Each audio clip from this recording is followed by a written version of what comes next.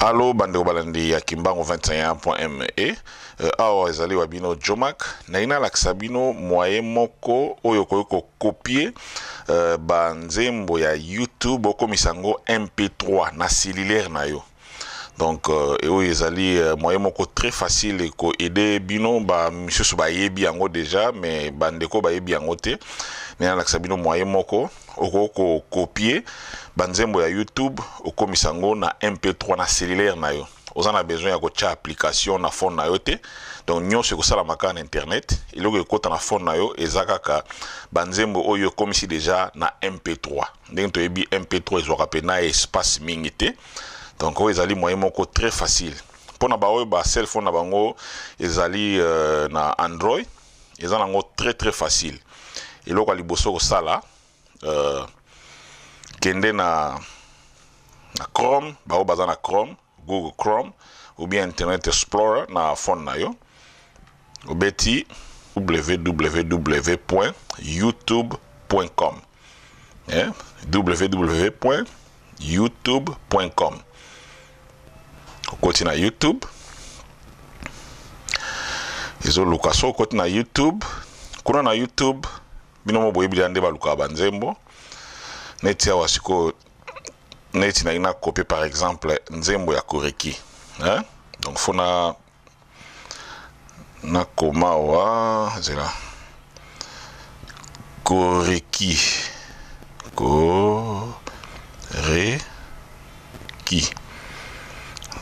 Koreki, ok, go. Bon, par exemple, eza vidéo, mais je n'ai sélectionné nzembo. Eza 4 minutes 52 secondes. Cliquez yango. Donc, il faut copier code moko. Donc, on nzembo yango.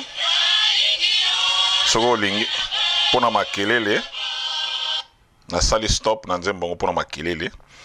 Soki otali awa bokomona adresse oyo. Eloko za nango besoin ezali code oyo ya likolo oyo. Cliquez yango. Awa na phone na nga ezomona esali bleu. Faut cliquer yango esali bleu. Après osimbi ekobimisela yo ba signe oyo. Oya katikati nde esika ko copier.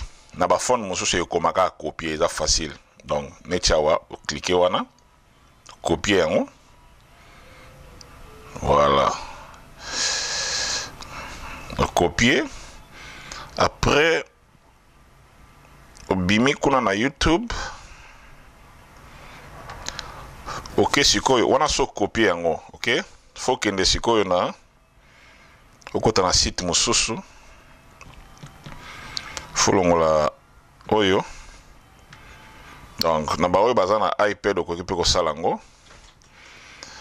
OK, na olongwe na YouTube. Ofungoli ba oyo baza na iPad oko fungola page mosusu ou bien ba oyo baza na cellulaire kandenge za boye. Ofungoli page mosusu OK na www.youtube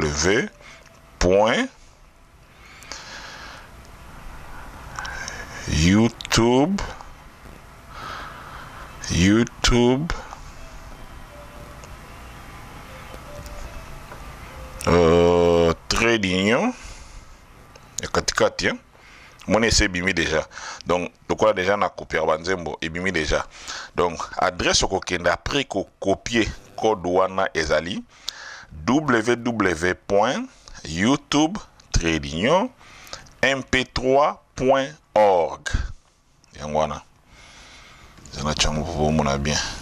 Adresse yangwana.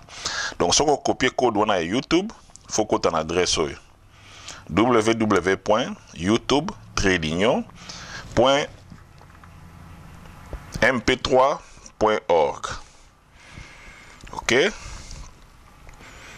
Après fungoli yango site yango. Donc faut qu'on ait un site wana. OK. Tango kote na site oyo faut olongola code oyo. O cliquer yango. Moni na effacer code oyo, olongoli yango. mon etikali vide. Après au cliquer awa donc faut simba na choche musapio simbi na tia en anglais et ça eloba paste wana ezo lakisa na china chasi ko kodo e kopiaki na cliquer wana moni kodo na kopiaki na YouTube e koti. Après faut cliquer convert video na cliquer wana e bandi ko luka ndingi mboko mona wa omoni siko yangwana video yango yo et puis en anglais ils ont download.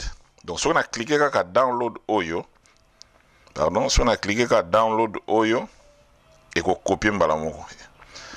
Cliquez wana. Donc ça au moins on a fond ngawa, mon ninga ça flèche wana ils ont l'accès donc ils ont copié. Donc on a kitsango pour botala bien.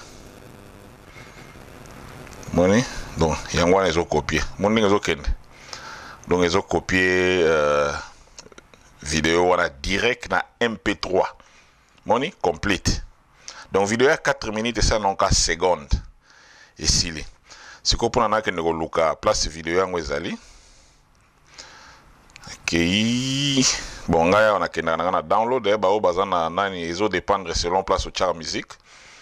Donc cliquez wana voilà yango moni eza déjà nzembo na MP3 et cote déjà na carte phone. Mais MP3, cliquez en haut.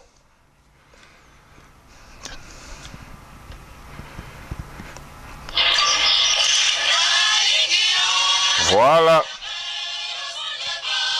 Voilà, très facile.